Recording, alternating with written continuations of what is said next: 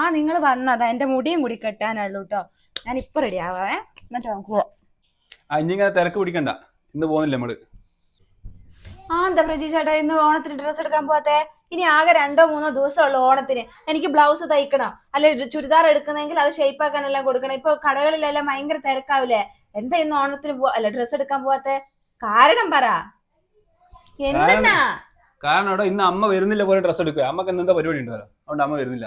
അമ്മ വരുന്നില്ലേ? വരണ്ട, നമുക്ക് പോയി ഡ്രസ്സ് എടുത്തൂടെ? അമ്മയ്ക്ക് ഉള്ള സാരി നാളെ അമ്മേനെയും കൂട്ടി നിങ്ങൾ പൊക്കോ. പിന്നെ എനിക്ക് മോനുള്ള ഡ്രസ്സ് ഇങ്ങ് എടുത്തു തന്നേര്. അമ്മ ഇല്ലാണ്ട് നമ്മൾ ഡ്രസ്സ് എടുക്കാൻ പോയാൽ ആകെ പ്രശ്നമായിരിക്കും, അതുകൊണ്ട് ശരിയാവില്ല. അമ്മ ഉണ്ടെങ്കിൽ മാത്രം പോയിട്ടുള്ളൂ.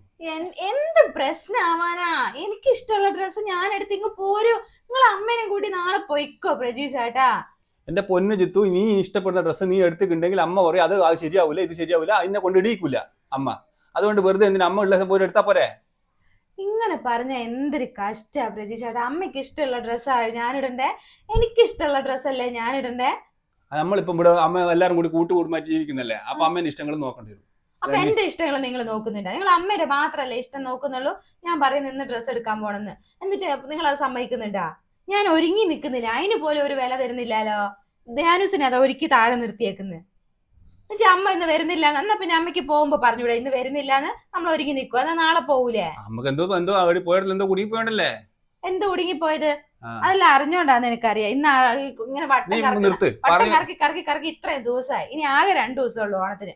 നീ ഇപ്പൊ പറഞ്ഞോണ്ടിരുന്ന എന്തെന്നാ പറഞ്ഞോണ്ടിരുന്നത്? മനസ്സിലായില്ല. എല്ലാം അമ്മേന്റെ വർത്താനം കേട്ടിട്ട് പറയാൻ നിൽക്കൂ. സ്വന്തമായിട്ട് ഒരു അഭിപ്രായം ഇല്ലാത്ത സാധനം. എടോ, എനിക്ക് സ്വന്തമായിട്ട് അഭിപ്രായം ഇല്ലായിട്ടൊന്നുമല്ല. ഞാൻ അമ്മ പറയുന്ന കാര്യങ്ങൾ പണ്ടേ മുതലേ ശീലിച്ചു വന്നതാ. അതുകൊണ്ടാ ഞാൻ അമ്മക്ക് ഒരു ബഹുമാനം കാര്യങ്ങൾ കൊടുത്തരാ.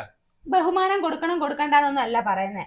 പിന്നെ നിങ്ങൾ എന്തിനാ എന്നെ കല്യാണം കഴിച്ചോട്ട് ഇങ്ങോട്ട് വന്നേ? നിങ്ങൾക്ക് എല്ലാം അമ്മയോട് ചോദിക്കുന്നാണെങ്കില് അതുകൊണ്ട് എന്നെ നിങ്ങളല്ലേ ഇഷ്ടപ്പെട്ടെ? അമ്മയാണോ ഇഷ്ടപ്പെട്ടെ?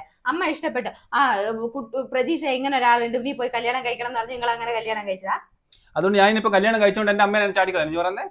ചാടിക്കളയാനെങ്ങാനും പറയുന്നുണ്ടാ?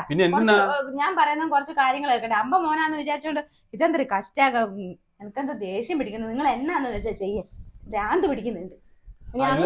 ഇനി അങ്ങനെ ഇനി എന്നാണോ ഉത്തരവ് കിട്ടുക ഡ്രസ്സ് എടുക്കാൻ പോവാന്ന്? അത് കേൾക്കുന്ന ഒരു മോനും ഇങ്ങനെ ആയിപ്പോയല്ലോ ദൈവമേ.